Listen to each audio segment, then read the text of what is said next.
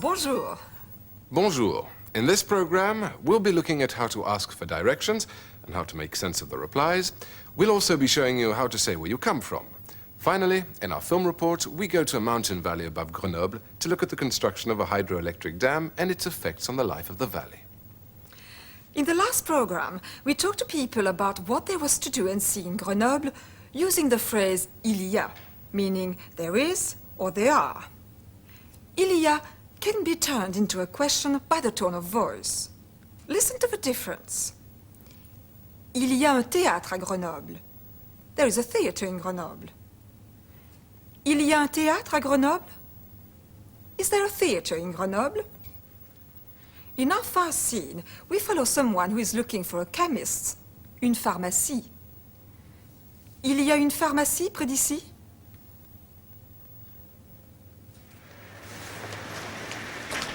Pardon, madame, il y a une pharmacie près d'ici? Oui, il y en a une rue Barnave. Vous tournez à gauche, rue des Clercs, Oui. puis à droite, Oui. et il y a une pharmacie sur votre droite. Merci, madame. Il y a une pharmacie près d'ici? Oui, vous tournez à gauche, puis à droite. Vous tournez à gauche, puis à droite, et il y a une pharmacie sur votre droite. Sur votre droite, on your right. Have a look at the scene again. Pardon, madame, il y a une pharmacie près d'ici? Oui, il y en a une rue Barnave. Vous tournez à gauche, rue des Clercs, Oui. puis à droite, Oui. et il y a une pharmacie sur votre droite. Merci, madame. Of course, if you know the name of what you're looking for, you can just ask where it is. Où est la pharmacie Werner? Où est la rue Barnave? Où est? A simple enough question, but understanding the replies can be more difficult. You've already met the two most important words, droite and gauche. But what about first left, second right? In the next scene, a driver is looking for Grenoble's famous cable car, le téléphérique. This takes people to a hill overlooking the city and the Alps. Où est le téléphérique?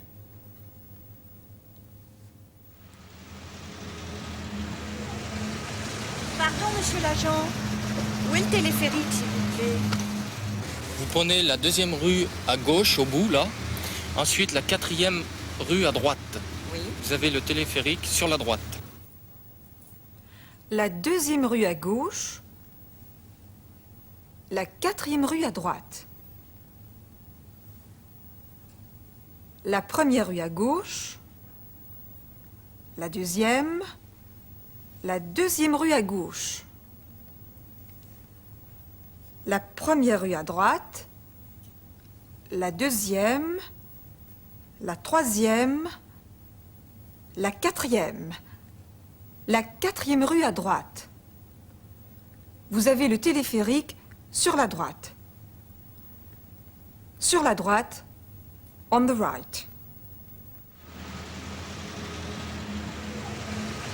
Pardon, monsieur l'agent. Où est le téléphérique, s'il vous plaît? Vous prenez la deuxième rue à gauche, au bout, là. Ensuite, la quatrième rue à droite. Oui. Vous avez le téléphérique sur la droite. Merci beaucoup, À votre monsieur service. Madame, monsieur. l'agent. Au revoir. In the next scene, a tourist is looking for le Musée Stendhal, a museum devoted to the 19th century novelist Stendhal, who came from Grenoble. The tourist discovers that the museum is on the opposite side of the river, next to the cable car. Pardon, madame. Où est le musée Stendhal, s'il vous plaît? Le musée Stendhal. C'est en face. Vous voyez le téléphérique là-bas? Le musée Stendhal est juste à côté, dans le jardin de ville. Juste à côté. À côté, next to it. Le musée Stendhal est juste à côté, dans le jardin de ville. Dans, in. Le jardin de ville is the name of a municipal garden. So there are 4 things worth remembering in that scene. En face, opposite, là-bas, over there, à côté, next to it, dans, in. Pardon, madame. Où est la banque, s'il vous plaît? La banque? Là-bas, monsieur. Pardon, monsieur. Où est la banque, s'il vous plaît? La banque? Dans la rue Lupin. Pardon, madame. Où est la banque, s'il vous plaît? La banque? En face, à côté du commissariat de police.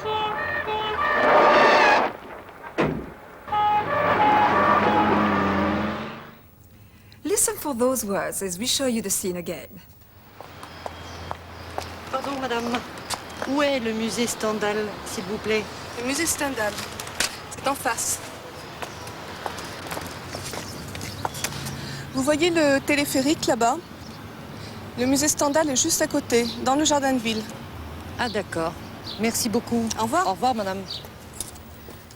C'est en face. Vous voyez le téléphérique là-bas? Le musée est juste à côté, dans le jardin de ville. Now a chance to see how much you remember so far. In the next scene, we follow someone who is looking for the Tourist Information Office. Le syndicat d'initiative. Le syndicat d'initiative in Grenoble is housed in a large modern building called La Maison du Tourisme, as the passerby in the next scene explains.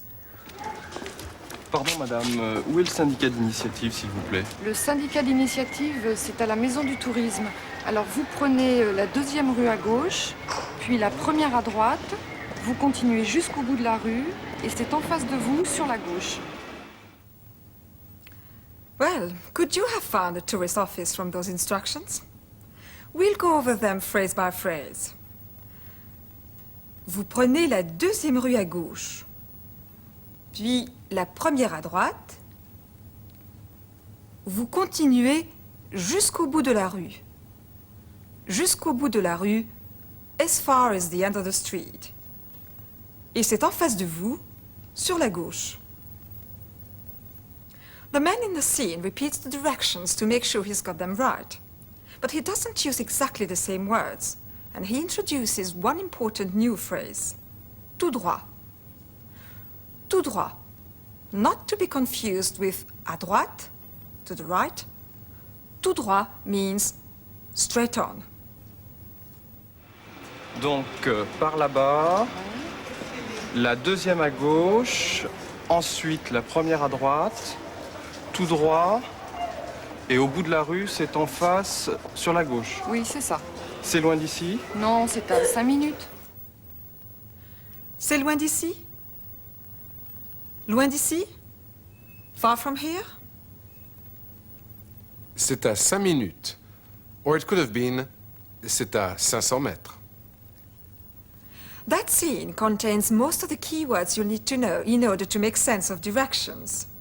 Have a look at it again.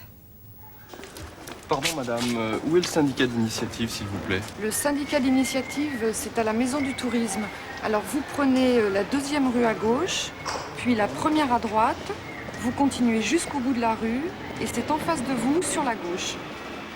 Donc, par là-bas, la deuxième à gauche, ensuite la première à droite, tout droit, et au bout de la rue, c'est en face, sur la gauche. Oui, c'est ça.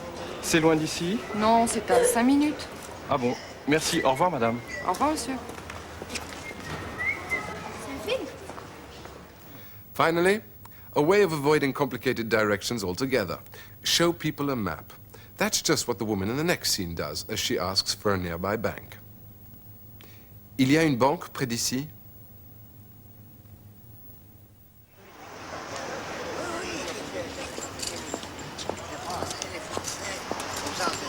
Pardon, monsieur.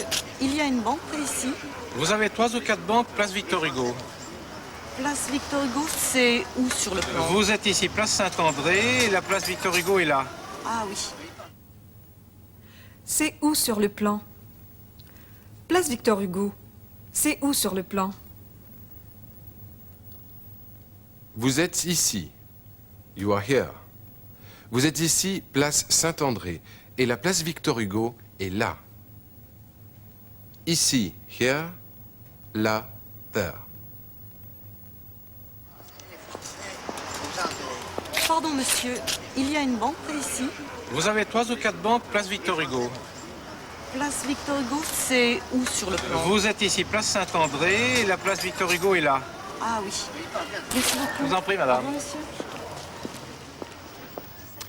In each of these programs, we're looking not just at the language you need to buy things and find your way around, but also at simple language you can use in conversation. One thing you may well be asked is where you come from. You'll recognize a phrase we met in that last scene. Vous êtes. Vous êtes de Londres? Are you from London? Vous êtes d'où? Where are you from? Notice what happens to de before a vowel. Vous êtes d'où? To answer, you need to remember je suis de. Je suis de, I'm from. Je suis de Glasgow. Je suis de Londres. For the survey in this program, we asked students at the University of Grenoble where they came from. It's a big university with a lot of specialist departments, and it attracts people not just from all over France, but from other French-speaking countries as well. So our first question to some of them was whether they were French. See how much you can pick up, but don't worry if you can't understand all the place names. Mademoiselle, vous êtes française? Oui, je suis française. Vous êtes d'où? Je suis de Paris. Vous êtes de Grenoble? Non, je ne suis pas de Grenoble. Vous êtes d'où? Je viens de Bretagne. Mademoiselle, vous êtes française? Non, je ne suis pas française. Vous êtes d'où? Je viens de Taïwan. Vous êtes de Grenoble? Non, je ne suis pas de Grenoble. Vous êtes d'où? Je suis du sud de la France, de Nice. Monsieur, vous êtes français? Non, je suis de nationalité togolaise. Vous êtes de Grenoble? Non, je ne suis pas de Grenoble. Vous êtes d'où? Je suis des Hautes-Alpes. Vous êtes d'où? Vous êtes de Grenoble? Je suis de Grenoble. Je ne suis pas de Grenoble. Je ne suis pas de Grenoble. If you want to say something is not so in French, you need the two words ne and pas. So if someone asks you if you're French, vous êtes français? Or if you're a woman, vous êtes française? You could answer, non, je ne suis pas français. Or if you're a woman, non, je ne suis pas française. Vous êtes français? Non, je ne suis pas français. Je ne suis pas écossais. Je ne suis pas allemand. Je ne suis pas italien. Vous êtes anglais? Oui, je suis anglais. Now we'll show you the survey again. And this time, we round it off by asking the students if they like Grenoble. Mademoiselle, vous êtes française? Oui, je suis française. Vous êtes d'où? Je suis de Paris. Vous êtes de Grenoble? Non, je ne suis pas de Grenoble. Vous êtes d'où? Je viens de Bretagne. Mademoiselle, vous êtes française? Non, je ne suis pas française. Vous êtes d'où? Je viens de Taïwan. Vous êtes de Grenoble? Non, je ne suis pas de Grenoble. Vous êtes d'où? Je suis du sud de la France, de Nice. Monsieur, vous êtes français? Non, je suis de nationalité togolaise. Vous êtes de Grenoble? Non, je ne suis pas de Grenoble. Vous êtes d'où? Je suis des Hautes-Alpes. Et Grenoble, c'est bien? Oui, c'est très bien. Et Grenoble, c'est bien? Oui, ça me plaît beaucoup. Ouais, c'est bien, mais les Dauphinois sont très froids. Et Grenoble, c'est bien? Très agréable. Oui, c'est agréable pour le ski. Oh oui, c'est une ville sympathique, sportive, jeune. It's not just students that are attracted to Grenoble. Many scientists and engineers have settled here over the past 20 years. Today, Grenoble is known as the Silicon Valley of France, and the importance of electronic and electrical industries is part of a long tradition. In the late 19th century, Grenoble was called Capitale de la Houille Blanche, capital of hydroelectric power. Water, l'eau, and electricity, l'électricité, are fundamental to the prosperity of Grenoble and its surroundings. So to end this program, we go up into the mountains above Grenoble to look at a massive dam construction project and at the effect it is having on the small agricultural community that lives in the valley.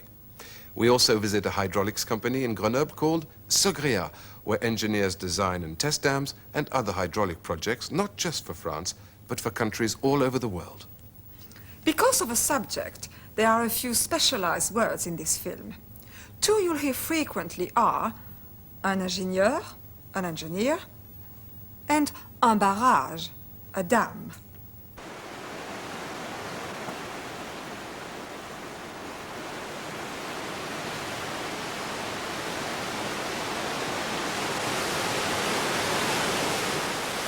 L'eau est une ressource naturelle très importante dans le Dauphiné.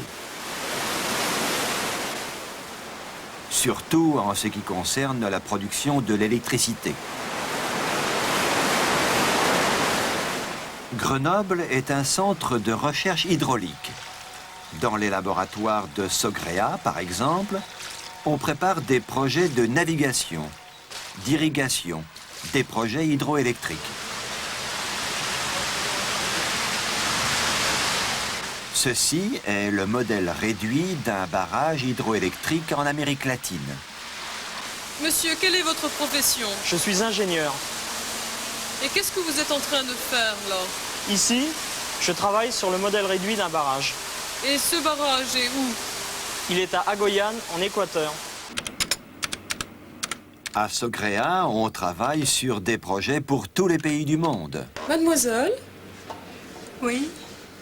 Quelle est votre profession? Je suis ingénieur. Et qu'est-ce que vous êtes en train de faire sur cette console d'ordinateur? Là, je fais un calcul pour un barrage. Et ce barrage est où?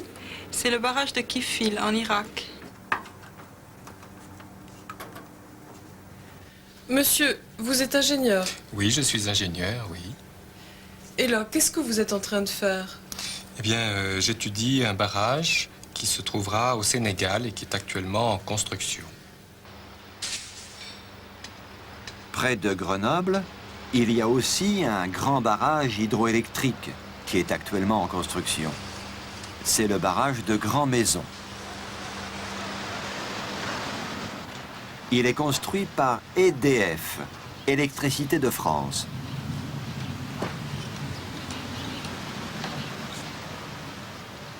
Un des responsables explique son futur fonctionnement. Vous avez deux barrages. L'eau arrive ici. Elle passe dans ces conduites. On produit l'électricité ici. L'eau arrive dans le barrage du Vernet. On la garde ici le jour. Et la nuit, on la remonte dans le barrage de Grand Maison.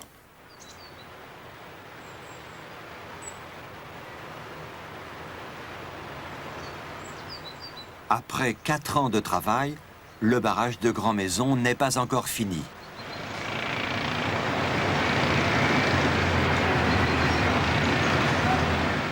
En haute montagne, le travail est dangereux pour les ouvriers.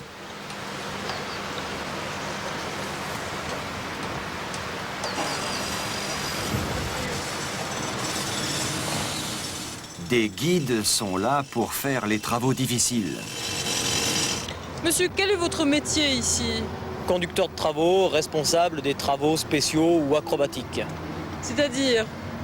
Tous les travaux qui nécessitent l'usage d'une corde et des situations exposées en général.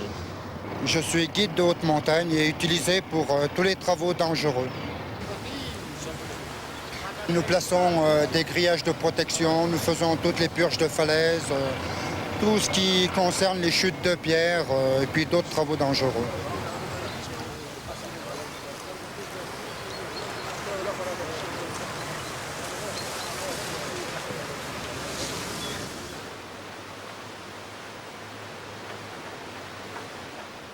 Entre le barrage de Grand Maison, en haut, et le barrage du Vernet, en bas, il y a une usine souterraine.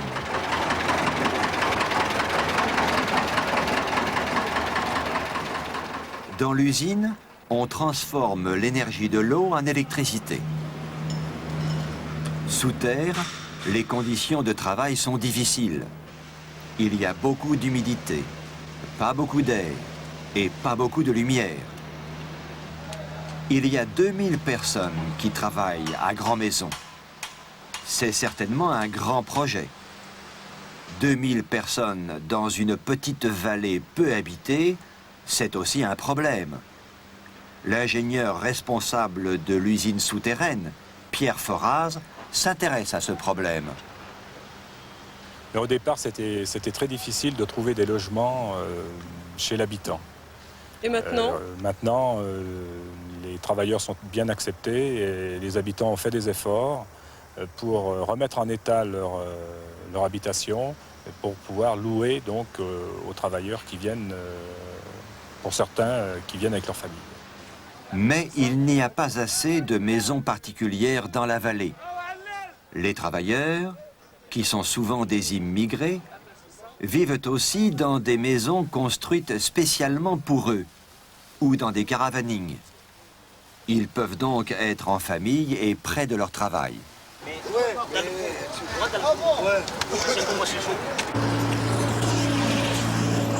La construction du barrage est en train de transformer l'aspect physique de la vallée. Et pour les habitants de cette vallée, la vie n'est plus la même.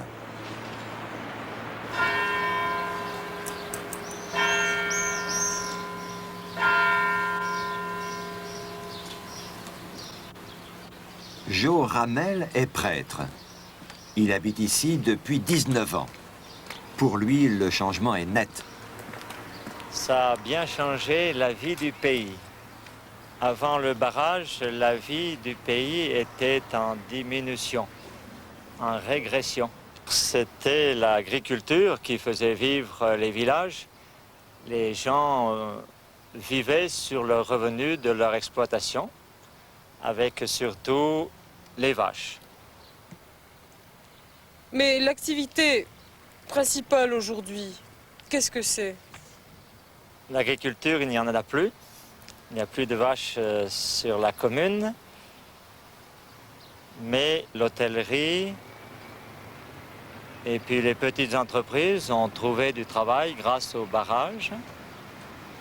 Et puis des jeunes et des gens du pays ont pu être embauchés par les entreprises du barrage.